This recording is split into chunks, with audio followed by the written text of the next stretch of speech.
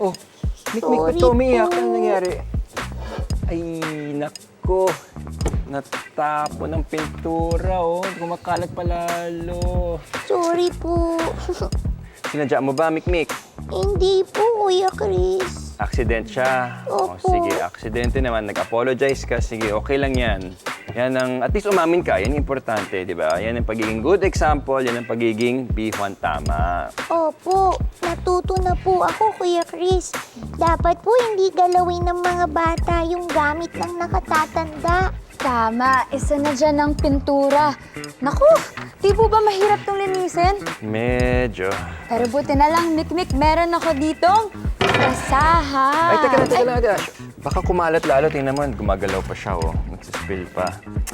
May naisip kasi ako, eh. Baka meron tayong solusyon dyan para mas madali at mas maganda ang paglinis natin. Ito, teka. Ano pong solusyon yan? Ganito. Meron tayong asin. Asin? Lalagyan natin ng asin yung pintura para mas madali siyang linisin. Ay, ganito po ba kadami? Yes. Ayun. Sige. Na matakpan niya, makover natin yung...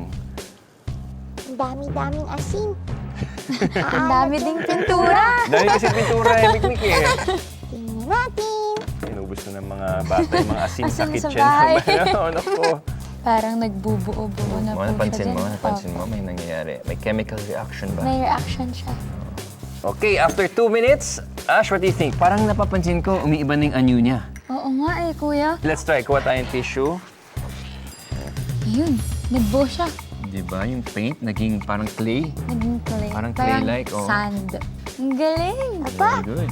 ang O, linis diba? na. Walang naiwan, no? Walang nai- Dry na siya. Ang galing ah. Dry na siya. Sige. Yan, diba? Okay. So, clear na. The tile Diba? is clean. Ang The galing. Parang magic. Oh, diba? Mikmik! Ang galing, Kuya Chris. Nakaligtas ka! Magic. Woohoo! You're safe. O, tingnan mo yung tile. And then, tingnan natin kung ano ang nangyari Texture nitong sa paint natin na kanina ay liquid. Ngayon, naging mold pa. parang clay na ang dating niya, oh. Nagtataka ba kayo kung bakit, kung ano ang naggagawa ng salt, kung bakit naging ganyan ang anyo ng paint? Bakit po? Dahil yan sa hygroscopy. Ha? Yan, sinisip-sip ng asin yung water content ng pintura. So, na-absorb niya yan, kaya biglang naging malasolid yung pintura natin. Nag-clump siya together at madali natin siya pinagsama at naialis.